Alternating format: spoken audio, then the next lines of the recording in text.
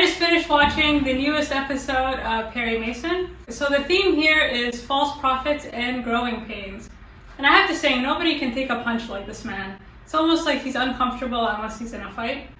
But with that being said, the episode starts off with a flashback from Sister Alice's childhood. So the only thing we know about her is that she's from Canada, specifically Saskatchewan, and that's how you pronounce it.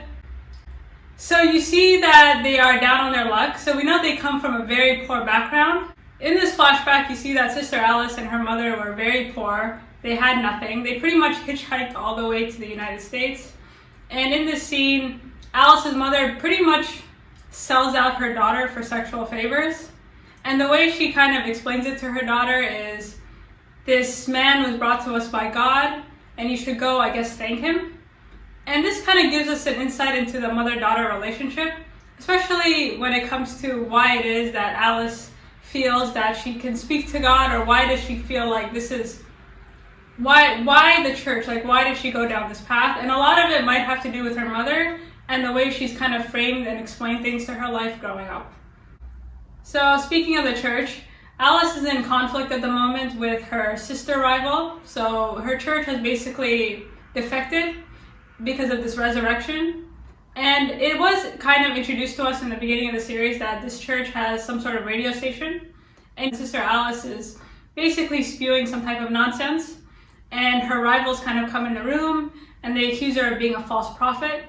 And her rationale is, so if you remember from the past episode, like she claims to have, I don't know what she did. She claims to have, I guess, made this man walk again.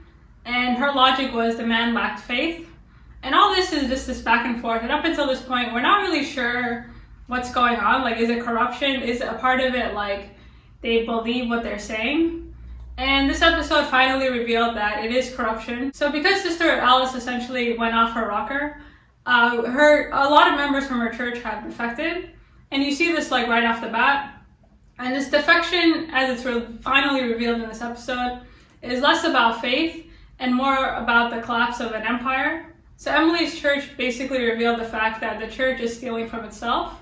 Emily's case is showing the church's interest in her case has more to do with self-preservation. It turns out that Emily's lover was not money laundering. In fact, he was basically helping the church steal from the church.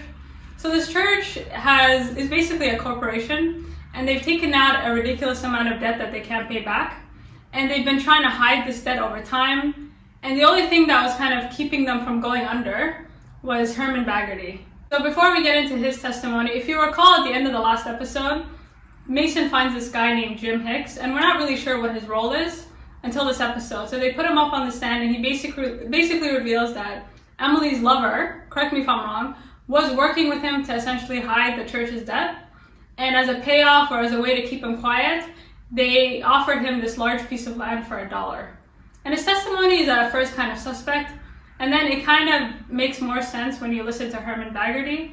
So Herman is Emily's husband's father, or real father, and he basically gets up on the stand and says he was their main benefactor. And short of that, again, this church is in a lot of debt, and once they he was the only thing keeping them afloat. And as you're kind of listening to this, it's a very dense storyline, to be honest, and there's a lot of little pieces. Like every time I watch the show, I feel like I'm in an exam.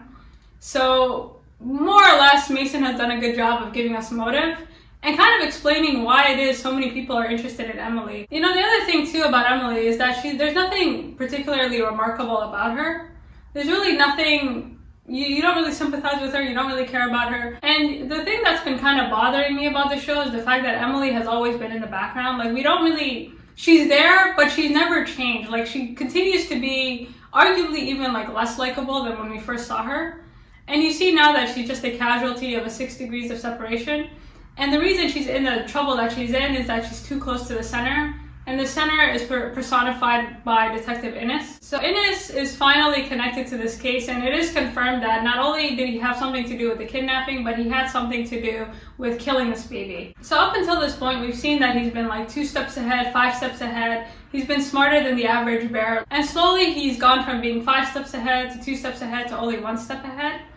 And correct me if I'm wrong, but this Innis was hired by the accountant of the church to essentially set up this kidnapping, blackmail Herman Baggerty into giving them $100,000, to save the church from itself. This accountant has been in the background for some time. Like, he's kind of been, I'm not going to say obstructing justice, but he's always been the voice in the back saying, are you sure you want to do this? Are you sure this is, like, really judging? And now you see why he's judging. And again, like, Innis has a funny way of being one step ahead. So Innis can be connected to both the church and Emily's lover. So in terms of the church, it seems like the head accountant hired Innis to kidnap this baby, hold it for ransom, and in Herman Baggerty paying for this baby's release, they would be able to get the church out of debt. So it was essentially a job gone wrong. Now, who made the decision to stitch this baby's eyes shut? We're not really sure. But who made this decision to kill the baby? This is leaning more towards Innis. So unfortunately for Mason, although he's only one step behind, he is getting closer. And this is literally kind of played out as you see Pete kind of chasing this accountant down the streets, and they kind of lose track of him, and it's really do or die. So at this point, he was the only person that could really help Emily in any type of way, and they lose track of him, and it seems like a dead end. But again, they're this close, so they go from being one step behind to only a half step behind. So you can connect Innis to the accountant, but not in any type of tangible way. However, you can now kind of connect Innis to Emily's lover, and Emily's lover has always been the key to this whole thing. So we find out in this episode that Innis was at this very sleazy motel with a prostitute, Emily's lover, and these group of guys that he shot in the first episode. And up until this point, we didn't really know how the baby had died. Like, somebody had stitched his eye shut, but we didn't know how the baby died. We find out that it is possible that the woman that Innis had brought with him had nursed the baby. And because this woman had been a heroin addict, the baby essentially just suffocated to death through bad breast milk. This is how I interpreted the scene. And this is the only thing keeping this case alive. So this lead is a lot better, and it's a lot more tangible. Like, up until this point, Mason's been working with theories and things like this, but he couldn't really prove anything. But if they can kind of prove how this baby died and connect Innis to this woman, this seems a lot more promising. They still have a very long way to go, and by long way to go, I mean they have pretty much one episode to prove Emily's innocence. But things are looking a lot more promising. So yeah, the walls are closing in for literally everyone, not just Mason this time, but Innis and all the other characters as well. And there's growing pains, right? Like, you've seen Mason trying to basically occupy the space as a lawyer, but his mind is still as this questionable private investigator. You see that his house is literally sold right underneath him from his girlfriend. You see that his partner, Pete, is kind of having problems saying, well, maybe you should let Drake take your shit. And I think Mason is just having, like, he can't be this guy getting beat up at brothels anymore. Like, you're not this person. And Drake kind of has a conversation with him beforehand saying, listen, I don't know how you used to do things, but you gotta cut that shit out. Like, this is not very becoming. And from Drake's perspective, like, he looks at Mason, and the last time they had a conversation, he was kicking his ass. So I think Mason is trying to get out of that headspace where he's just this, like, he can't be taking beatings anymore. And I think he's trying to make everyone happy, but slowly towards the end of this episode, you see that he's transitioning into the lawyer and out of this kind of, honestly, deadbeat. And these growing pains are illustrated quite nicely at the end of this episode as you see Alice literally running away from the fire that she started. And Alice is a good example of be careful what you wish for.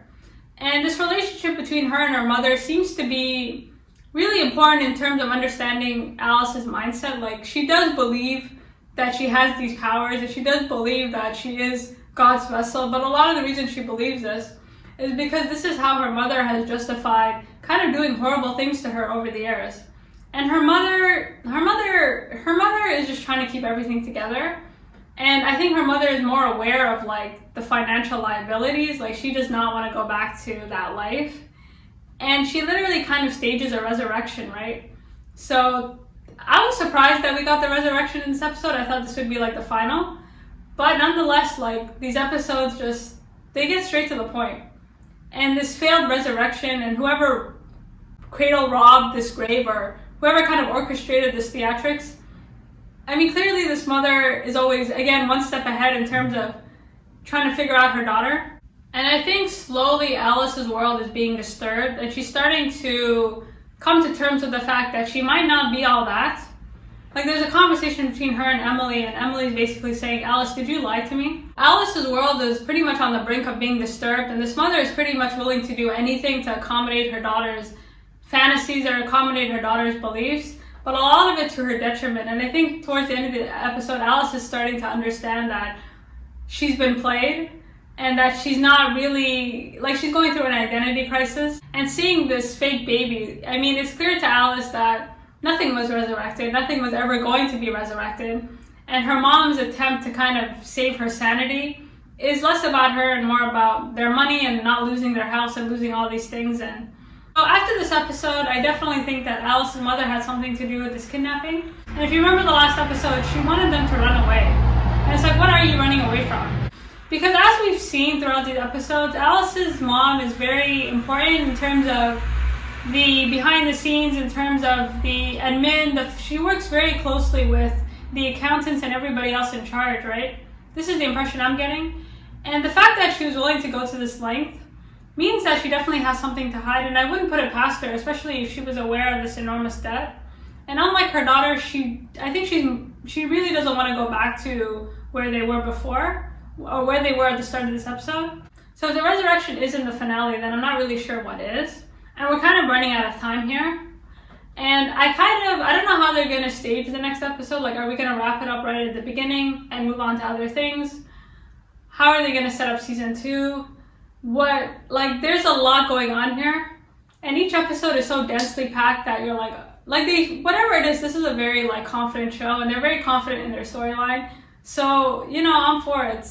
I'm excited. I didn't expect for us to get as much information as we did. But we have one more episode, and honestly, I'm ready. I think it's kind of gearing up to be a fantastic series finale, so we'll see. I have high expectations, and hopefully they will be met. Thanks for stopping by, and I'll see you next time.